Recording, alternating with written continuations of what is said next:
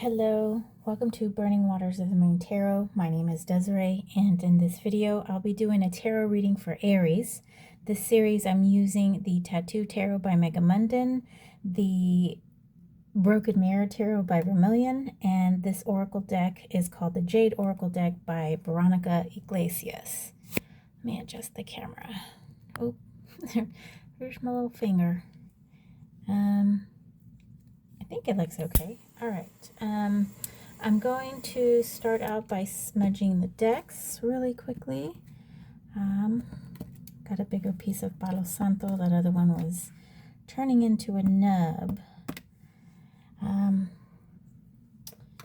I thought that maybe I should further cut down the intro to the video, so I thought maybe I would smudge the decks and everything beforehand, but I just decided to re-smudge everything. So this area and decks have been smudged twice.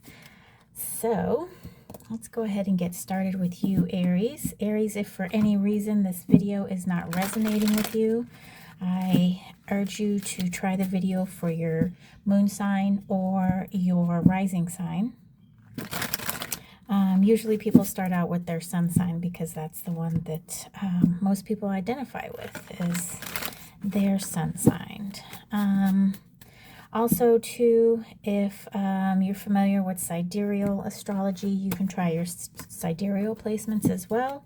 And you can also run a day chart and see what planet or house is dealing with that the particular issue that you're facing at this moment, and watch see what sign that planet or house is in, and watch the video for that.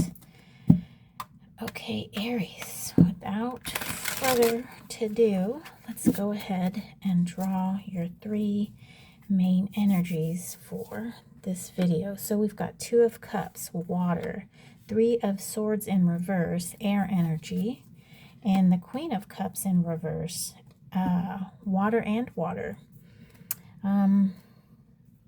Okay, so the biggest energy here, this is kind of like a personality. This is kind of like a, yes, I guess that's the best way to put it, a personality. All queens are water, and this queen happens to be in the suit of water, so she is water of water. She's very empathetic. She's understanding. She takes care of people. She has that motherly quality.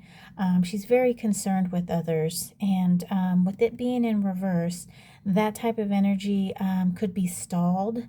Perhaps maybe you're working on that energy, trying to get that energy flowing and going. And then we have the Two of Cups here, which is interesting. This is a relationship.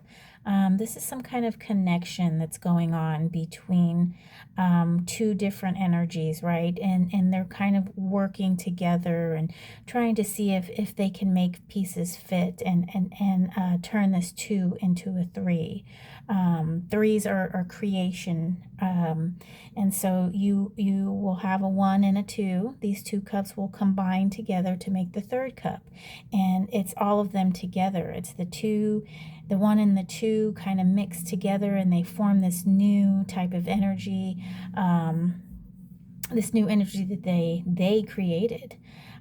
So there is some like a connection, a relationship, an emotional type bond that's kind of in the works here. So this is a good thing. And then we've got the Three of Swords, and typically with RWS, this card, it has to deal with heartbreak.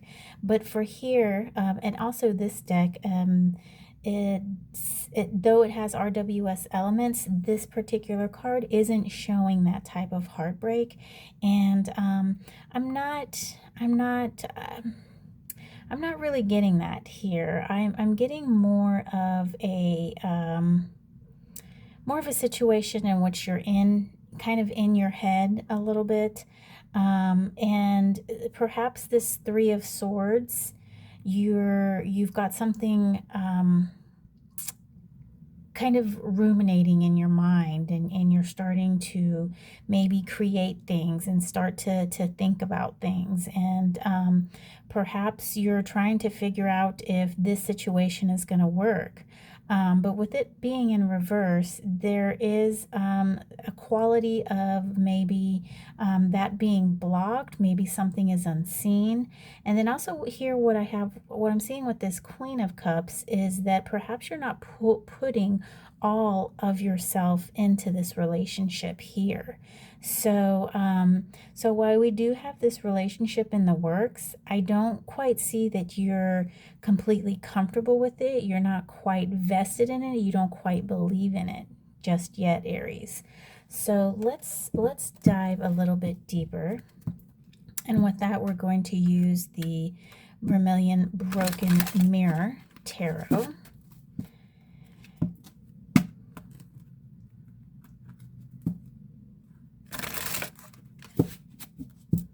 I love this gilding on these cards. It's just beautiful. Oh my goodness. Sorry about that. I was watching on camera and not quite paying attention. Ooh, I got an itch in the throat. Just one second. Excuse me.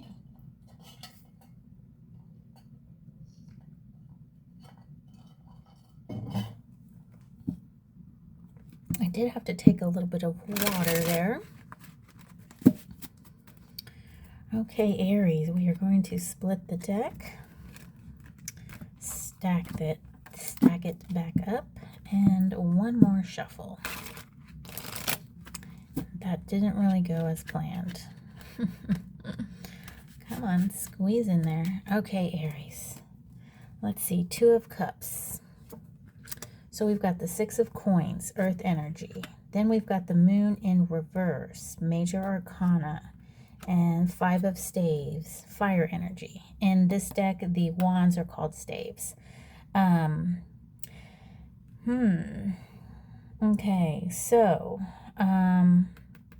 with this Moon card here, there is something hidden, not seen, something to be discovered, maybe some kind of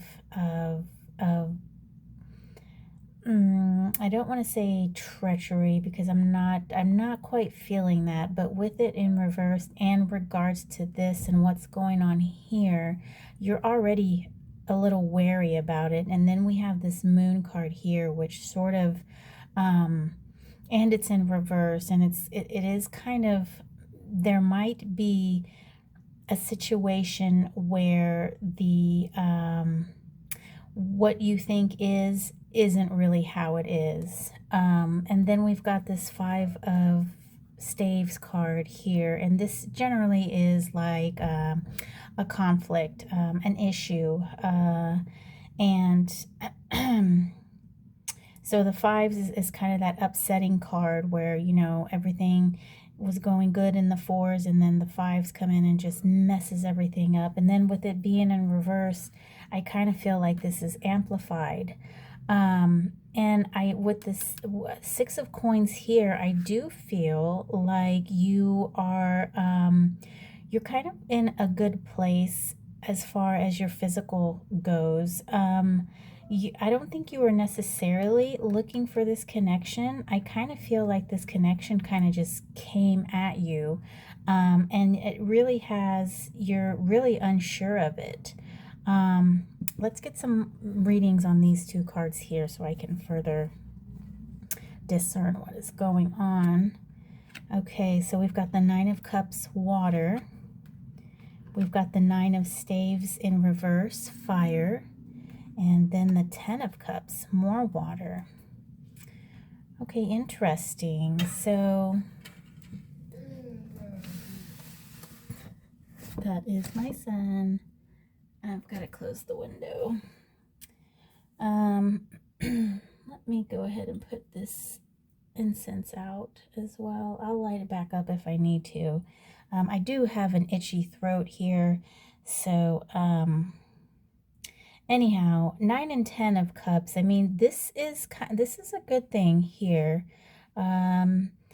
This shows that your emotional state is it's in a good place. Your emotions, you've come to this place of the nines in which you've gone through the entire number line, and you've picked up information, learned from it, regrouped, did the work again, and now here you're content. You've got what you want, and you've actually even graduated here to the 10 of cups. But this 9 of staves here, this is a fire card, and it's talking about with it being in reverse and this being sort of like the ending of that fire, of that ignition, I'm feeling like you are, so we have both of these in reverse here, and I'm just feeling like you're just not ready for what's happening here. And it's possibly a good thing because of this moon that's in reverse. So I feel like maybe your intuition, the way you're feeling about this, this kind of hesitancy that you have towards this 2 of cups relationship, I really feel like your intuition is kind of spot on, because there's something still to be discovered about this still. Let's check out the Queen of Cups here. Queen of Cups in reverse. We have another fire card in reverse, the 6 of staves. We have the Hanged Man in reverse. And we also have Judgment. Okay, so 2 major arcana cards.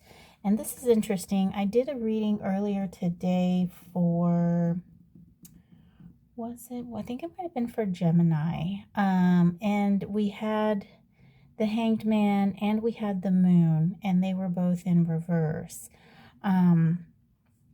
So with the Hanged Man, we'll talk about these 2 here, our major arcana cards, Aries. The Hanged Man, so this guy can be about a few things, sacrifice, but his main theme, I guess you could say, is looking at things in a different way. Perhaps, looking at the world upright, face up, is not what the situation calls for. Perhaps you need to take a different perspective, turn yourself around, put yourself in that person's shoes, get some guidance or some, what's the word? Some mentorship from somebody who you can trust. I'm sorry, this was way out of of frame. And so with this card being in reverse, and then we've got the Judgment too. Let's talk about the Judgment, and then we'll talk about how they work together.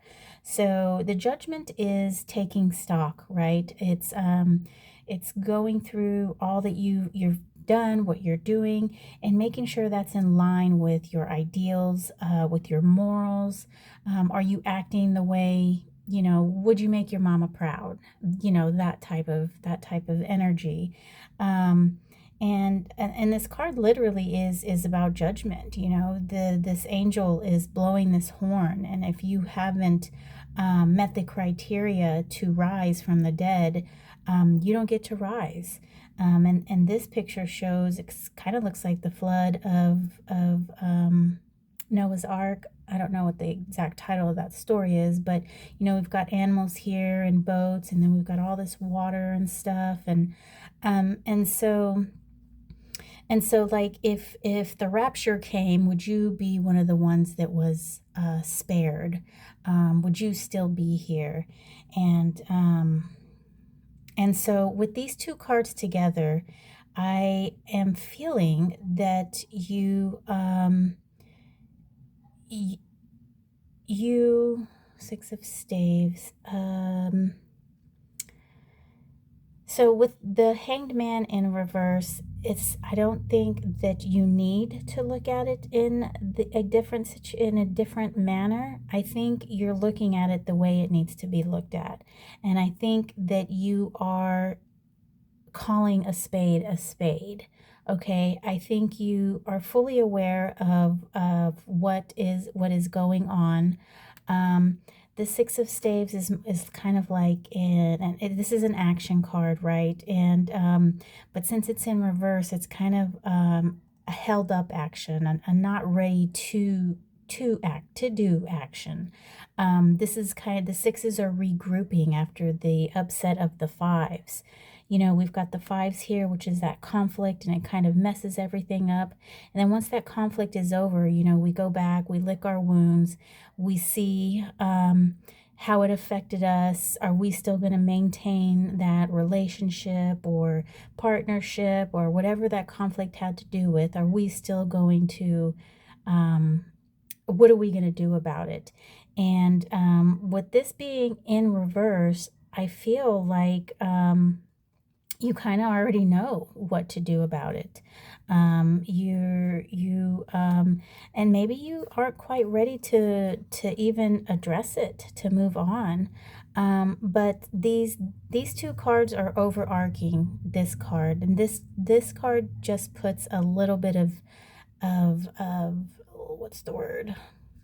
Just a little bit of flavor into what's going on. And so I feel like these two major arcanas are influencing this card here. And this card is what I'm basically getting from here is that you do not need to regroup and